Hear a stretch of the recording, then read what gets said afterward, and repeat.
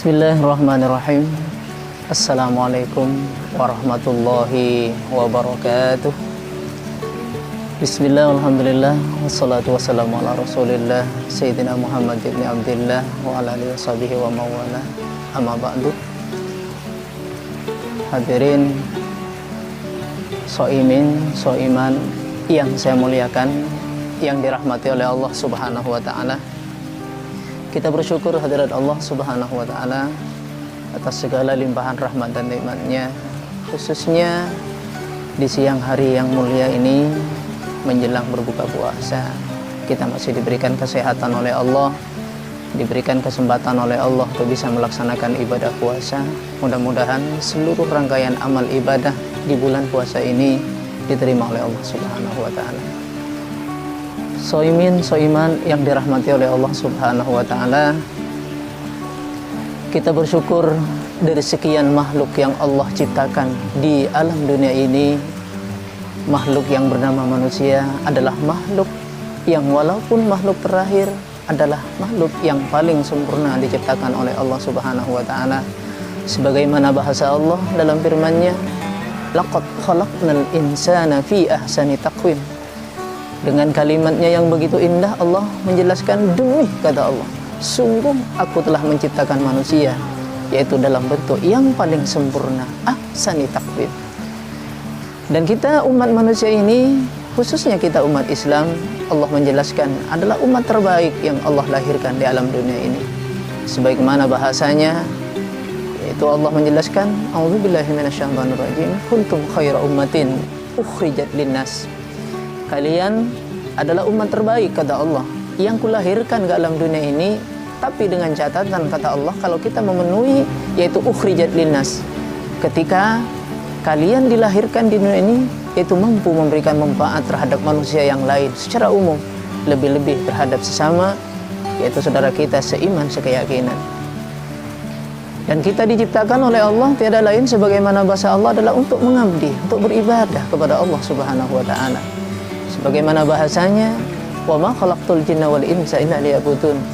Kita makhluk manusia dan makhluk jin, umat manusia umat jin ini diciptakan oleh Allah untuk beribadah, untuk mengabdi kepada Allah subhanahu wa ta'ala.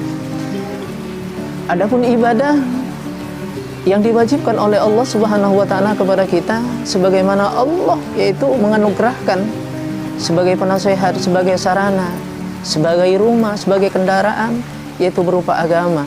Sebagaimana Allah bilang di dalam ayat Al-Quran surat Al-Baqarah, Dia menjelaskan, yaitu wawassa Ibrahimu banihi wa Ya'qub, yaitu ketika Nabi Ibrahim dan Nabi Ya'qub berwasiat kepada anak-anaknya dan menyampaikan, menjelaskan kepada anak-anaknya, yaitu innallaha astafa lakumuddin fala tamutunna illa wa antum muslimun.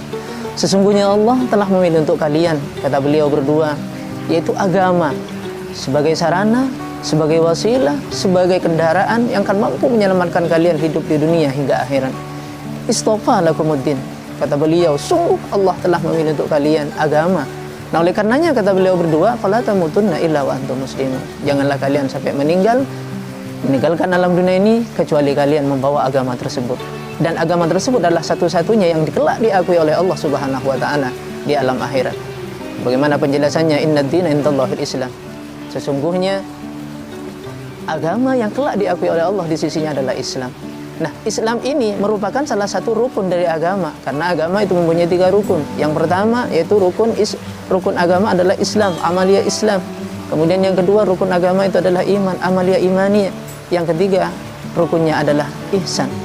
Nah, berkaitan dengan kewajiban yang diperintahkan oleh Allah ini berupa ibadah. Tujuan dari diciptakannya manusia dan jin adalah untuk beribadah kepada Allah. Nah, ibadah ini dari rukun Islam yang mulai kita tasyhid, lalu kemudian mendirikan sholat, kemudian menunaikan zakat, puasa, dan haji bagi orang yang mampu. Dari 5 kewajiban rukun Islam ini, maka dibagi menjadi 2 sisi, terbagi menjadi 2 bagian. Sebagaimana yang dijelaskan di dalam kitab karya Imam Ghazali, yaitu Minhajul Abidin, karangan terakhir bagi beliau. Disampaikan di sana bahwasanya yaitu i'lam annal ibadatah syatran, bahwasanya ketahuilah bahwasanya ibadah itu ada 2 sisi, ada 2 bagian. Yang pertama yaitu syatrul iktisab, yang kedua syatrul ijtinab. sisi yang pertama adalah pelaksanaan sebagaimana tasyhid. Kita ini dianjurkan, diwajibkan sehari semalam, yaitu lewat melalui media sholat tasyhid, yaitu membaca 2 kalimat syahadat, mengakui bahwasanya tidak Tuhan yang berhak disembah kecuali Allah Subhanahu wa taala. Kemudian yang kedua, pelaksanaan iktisab ini adalah yaitu mendirikan sholat. Kemudian bagian juga dari sisi iktisab ini yaitu menunaikan zakat. Dan yang terakhir, sebagai bagian dari sisi iktisab pelaksanaan, yaitu menunaikan ibadah haji bagi orang yang mampu. Kemudian bagian yang kedua, syatrul ijtinab. Dari 5 ini satu ternyata yang merupakan syatrul ijtinab, bagian dari pencegahan, yaitu ibadah puasa. Nah, dari 5 ini satu yang merupakan tolak ukur pencegahan. Nah, dari 2 sisi ini pelaksanaan jauh lebih mudah untuk kita laksanakan. Namun dari sisi pencegahan ini lebih berat untuk kita laksanakan. Ma'asyiral shaimin, shaimat yang dirahmati oleh Allah Subhanahu wa taala.